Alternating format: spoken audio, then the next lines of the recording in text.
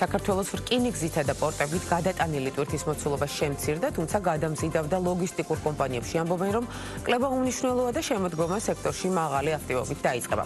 რაც შეეხება გადაზიდვის ტარიფებს, როგორც სარკინიგზო, ისე საზღვაო მიმართულებით, ამჟამად სტაბილურობაა, თუმცა მოთხოვნის ზრდასთან ერთად ფასების მატებას პროგნოზირებენ. რა ჯდება 40 ფუტიანი კონტეინერის გადაზიდვა და რა გამოწვევებია სექტორში, მარი მელიქიშვილი გვერდდება დეტალებით პირდაპირ ეთერში. მარი, მოგესალმებით და გისმენთ. გამარჯობა თათია, მევესალმებით ჩვენს მაყურებელს, ვიდრე გადაზიდვების დინამიკაზე ვისაუბრებთ, საფასო პოლიტიკით დავიწყოთ, სადაც ამჟამად როგორც სარკინიგზო, ისე საზღვაო მიმართულებით სტაბილური ვითარებაა. გადამზიდავი და ლოგისტიკური კომპანიების ინფორმაციით, დღეისათვის 40 ფუტიანი კონტეინერის რკინიგზით გადაზიდვის თანხა $7,000 ადგენს, საზღვაო გადაზიდვების ფასი კი იმავე მოცულობის ტვირთის შემთხვევაში $3,000-ია. კომპანიებში აღნიშნავენ, რომ ფასების სტაბილიზაცია ბოლო 3 თვეა შეინიშნება, მეტიც მათვე ინფორმაციით საზღვაო საკონტეინერო გადაზიდვების ტარიფები ფაქტობრივად უკვე იმ ნიშნულზეა, რომელზეც წითელი ზღვის კრიზისის დაწყებამდე იყო, კერძოდ 2024 წლის იანვრამდე 40 ფუტიანი კონტეინერის გადაზიდვა სწორედ $3,000 ჯდებოდა. თუმცა კრიზისის დაწყების შემდეგ გვახსოვს, რომ ფასი $9,000-საც აღწევდა. რაც შეეხება რკინიგზას, ამ კუთხით ფასები მანამდეც მეტნაკლებად სტაბილური და პროგნოზირებადი იყო. ბიზნეს სექტორში ჩვენთან საუბრისას მოლოდინებზეც ამახვილებენ ყურადღებას და ამბობენ, რომ საზღვაო საკონტეინერო გადაზიდვების ტარიფები სავარაუდოდ უახლოეს პერიოდში გაიზრდება, რადგან საშემოდგომოდ გადაზიდვების სფერო განსაკუთრებით აქტიურდება, შესაბამისად, რაც უფრო დიდია მოთხოვნა და ნაკლები ადგილი რჩება გემზე, ფასები იზრდება. რკინიგზის კუთხით კი კომპანიები გადაზიდვის ფასების ზრდას ნაკლებად ვარაუდობენ.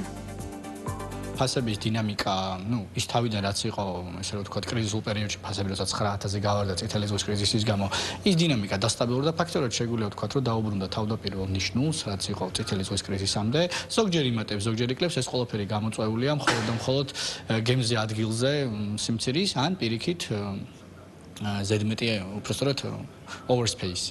ანუ თუ გემზე ადგილია რჩება, ფასები ყოველთვის დაბლა ჩამოდის. თუ ტვირთ უფრო მეტი მოთხოვნა არის, ვიდრე ადგილია, რა თქმა უნდა, ფასები გაიზრდება. ეს ჩვეულებრივი პროცესია, არაფერი ამაში ახალი არ არის. ამ პერიოდში, ვიტყვი ბოლო 3 თვე სტაბილურად არის, არ გვინახავს რაიმე დიდი გავარდნა ან დიდი შემცირება ფასების, რაც კარგია ყოველთვის ჩვენ ესე რომ ვთქვათ, ამ გადაზიდვების სფეროს ძალიან ჭირდება სტაბილურობა, რომ კლიენტებმა დაგეგმონ და ესე რაღაცა გათვალონ თავიანთი ტვირთების ტრანსპორტირება. ყოველთვის ესე ხდება ყოველ წელს ზაფხულში ხაზები ფასებს წევენ ქვემოთ. დღეს დავუშვათ დაახლოებით $3,000 ფარგლებში 40 ფუტიანი კონტეინერი რა ვიღოთ ცინდაო შანხაის მიმართულება ფოთის პორტამდე სატერმინალო და შიდა გადაზიდვის ხარჯების გარეშე. თუმცა როგორც კი სექტემბრის მეორე ნახევარი დგება და უკვე მოთხოვნა იზრდება, ჯერ უნდა იზრდება ტარიფები და მოლოდინი გვაქვს, რომ შეიძლება 40-50%-იდანაც კი გაიზარდოს საზღვაო ტარიფები. რაც შეეხება რკინიგზას, იქ ბევრად სტაბილურია მიმართულება დროის თვალსაზრისითაც, პროგნოზირებადია როგორც მინიმუმ სატრანზიტო პერიოდი და დღევანდელ გადმოსახედიდან შემიძლია ვთქვა, რომ არ მოველოდებით მკვეთ ზრდას, რაღაც $7,000 ფარგლებში არის ტარიფი რკინიგზით, თუმცა დრო ორჯერ უფრო სწრაფი.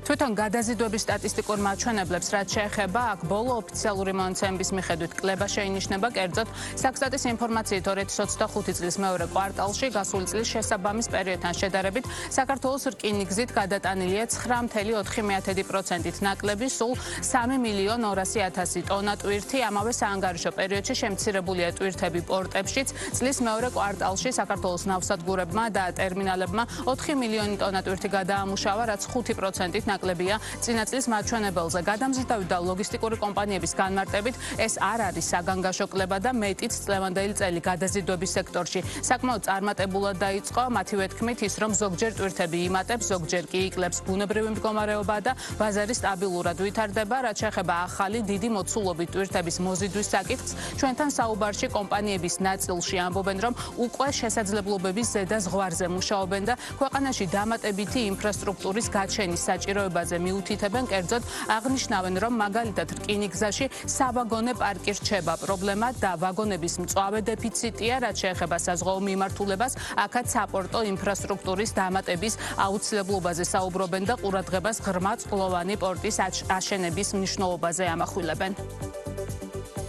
ზოგადად იმპორტის თვალსაზრისით ზაფხული ყოველთვის კლების სტატისტიკა არის საქართველოში, ვინაიდან ადგილობრივი წარმოებები უფრო აქტიურდებიან ამ პერიოდში და ზოგადად ევროპის ქარხნებიც არ დადეგებზე გადიან.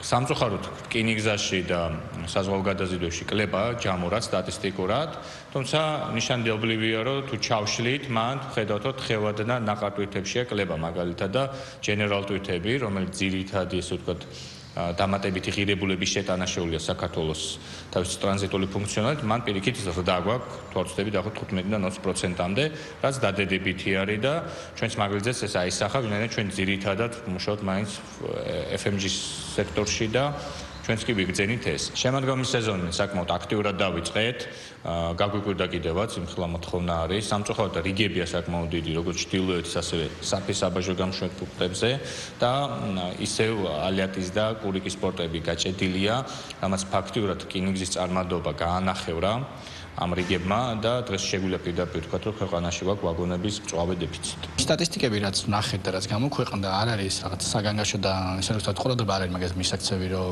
დიდი კლება გვაქვს, ან რაიმე ზოგადად კლება გვაქვს, იმიტომ რომ თუ გაიხსენებთ, წელი დაიწყო ძალიან კარგად, პირიქით მატება ჰქონდა ძალიან დიდი და რაღაცნაირად განიხილებოდა, რომ რეკორდული წელია ზოგადად საქართველოს სპორტებისთვის და გადაზიდვებისთვის სპორტის მიმართულებით. ამიტომ ეს მცირედი კლებები არაფერი კავშირში არ არის, რამე სენსაცია არ არის და პრობლემა არ არის ეს უბრალოდ თანხლები პროცესია, ზოგჯერ ტვირთი იმატებს, ზოგჯერ იკლებს, თავარია რომ დიდი მოცულობით არ დაიკარგოს ტვირთი და ასევე ძალიან დიდი მოცულობით ტვირთი უცებ არ გაჩნდეს, იმიტომ რომ ეს მოგეხსენებათ ყოველთვის მოლოდინები იმისა, რომ ჩვენ რაღაც დიდი ტვირთი მივიღოთ, დიდი რაოდენობის ტვირთი მივიღოთ, ეს რაღაც ცოტა გრძელ ჭრილში პრობლემა შეგვიქმნის, იმიტომ რომ მივიღებთ, ვერ გადავამუშავებთ, რაც საომალოდ შემდეგ უფრო დიდ კლებას გამოიწვევს. ჩვენ შესაძლებლობის ზედაზღვარზე მუშაობთ, ახალი ტვირთის მოზიდვას თუ დამატებით ტვირთზე ვსაუბრობთ, ყოველთვის ვეძებთ, თუმცა შესაძლებლობა ნაკლებია ამისი, რადგან ესაც ეგანაც ვახსენე, ზედაზღვარზე მუშაობთ.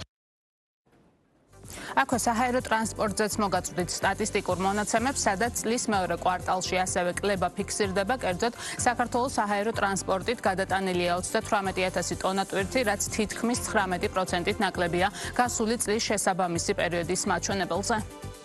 მარი მადლობა, მარი მელიქიშვილი საუბრობდა ბიზნეს პარტნიორის ეთერში.